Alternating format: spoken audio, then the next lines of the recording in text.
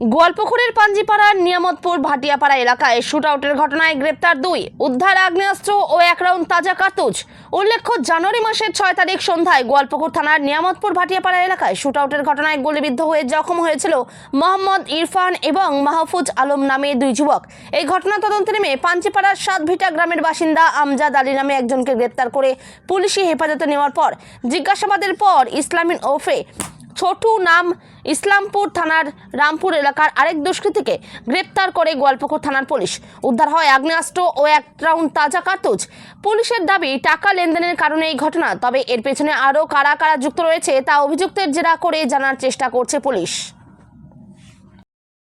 Sir, বলছিলাম যে আজকে সাংবাদিক সম্মেলনের মূলত উদ্দেশ্যটা কি স্যার, কি বলবেন স্যার? আপনারা জানেন যে গত 6 জানুয়ারি পাঞ্জিপাড়াতে মজলিসপুর ভাটিয়া বস্তিতে একটা ফায়ারিং ইনসিডেন্ট হয়েছিল, যেটাতে 2 জন বুলেট ইঞ্জুরি পায় এবং ওই ভিকটিমের ফ্যামিলি মেম্বারের কমপ্লেন্টের ভিত্তিতে গোয়ালপুকুর থানায় একটা কেস রুজু করা হয়, যে কেস হচ্ছে 10/26। কেসটা রুজু করা হয়েছিল 2 জন আননোন দুষ্কৃতীর বিরুদ্ধে। কি অভিযোগ এটা ছিল? 2 জন আননোন দুষ্কৃতী বাইকে করে ওদের উপর ফায়ারিং করে। তো সেই অভিযোগের ভিত্তিতে কেস করার পরে আমরা ইনভেস্টিগেশন শুরু করি। ইনভেস্টিগেশনের পর প্রথমে আমরা অ্যারেস্ট করি আমজাদ আলী, একজন অ্যাকিউজডকে। ওনার বাড়ি হচ্ছে সাতভিটা পাঞ্জিপাড়াতে। ওনাকে পিসি রিমান্ড নেওয়া হয়। পুলিশি জিজ্ঞাসাবাদে উনি ওনার দোষ স্বীকার করে এবং এই অপরাধের সাথে জড়িত আরেকজনের নাম ডিসক্লোজ করে, যার নাম হচ্ছে ইসমাইল এলায়েস ছোটু, ধনতলায়। ওনারা 2 জন মিলে এই ঘটনাটা ঘটিয়েছিল, সেটা ওনারা পুলিশি জিজ্ঞাসাবাদে স্বীকার করেছে। স্যার, বললাম যে এই যে গুলি চালানোর ঘটনা, যার বাইকে যে ছিল, যে আরেকজন 21 যার কথা বলা হচ্ছে, তার তো বন্ধুত্ব ছিল ওনাদের। না, আমরা প্রিলিমিনারি ইনভেস্টিগেশনে যেটা পেয়েছি, বাইকে যে 2 জন ছিল তাদের মধ্যে বন্ধুত্ব ছিল।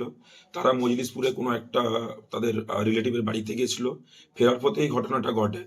তো তদন্তে এটা জানা যায় যে এই ঘটনাটার পিছনে মেন উদ্দেশ্য যেটা ছিল সেটা হচ্ছে ওই ইরফানের সাথে ব্যবসায়িক একটা শত্রুতা ছিল। সেই ব্যবসায়িক শত্রুতার জন্য এবং ওনারা দীর্ঘদিন ধরে রাজস্থানে কাজ করতো, তো সেই ব্যবসায়িক শত্রুতার জন্য এই ফায়ারিং ইনসিডেন্ট। এরা দুজনেই তো পরিযায়ী শ্রমিকের কাজ করতে পারে। হ্যাঁ, 2 জনে এরা বাইরে কাজ করতো। তো এই ব্যবসায়ী বলতে কি স্যার কোনো টাকা পয়সা লেনদেনের ব্যাপার? ব্যবসায়ী বলতে টাকা পয়সা লেনদেন সংক্রান্ত নিয়ে একটা বিরোধ ছিল, দীর্ঘদিন ধরে এই বিরোধটা ছিল। হাতিয়ার উদ্ধার হয়েছে স্যার। হ্যাঁ, তো তারপর এদেরকে রিমান্ড নেওয়ার পর আমরা প্রপার ল মেনে আমরা সিজ করেছি। কি সিজ করেছি? একটা পিস্তল, 1 রাউন্ড কার্তুজ আর ম্যাগাজিন, একটা এমটি ম্যাগাজিন। স্যার, বলুন এই যে আগ্নেয়াস্ত্র কোথা থেকে জোগাড় করছে বা কোনো কিছু? না, ওটা এখন অবধি আমরা ইয়ে করিনি। আমরা ফার্দার পিসিতে নিয়েছি। এরপরে আমরা ওই অ্যাঙ্গেলটাকে ডিসক্লোজ করব, মানে ইয়ে করার চেষ্টা করব যে ওরা কোথা থেকে কালেক্ট করেছিল বা কিভাবে ওটা ইয়ে করেছিল। ইরফানের বাইকেই তো বসেছিল আমজাদ, তাই না স্যার? না না না, মাহফুজ আর ইরফান যে 2 জন ভিকটিম ছিল, ওনারা বুলেট ইঞ্জুরি পেয়েছিল। দুজনেই তো ব্লড ইঞ্জুরি। 2 জনই বুলেট ইঞ্জুরি পেয়েছিল। আচ্ছা স্যার, কোনো ভেহিকলস বা মোটরসাইকেল হয়েছে? না, আমরা যে ভেহিকেলে করে এসেছিল অ্যাজ পার কমপ্লেন্ট, যেটা লিখেছে যে একটা বাইকে করে এসেছিল, তো সেটা আমরা তদন্ত চলছে সেটাকে ইয়ে করার জন্য। স্যার, আগে আমি দেখেছিলাম স্যার এই কেসে নিয়ে একজন পলিটিক্যাল লিডারও কোনো কমপ্লেন দিয়েছিল, এরকম কোনো আছে কি স্যার? না, এর সাথে কোনো সম্পর্ক নেই। আচ্ছা, ঠিক, কোনো সম্পর্ক নেই। ঠিক স্যার।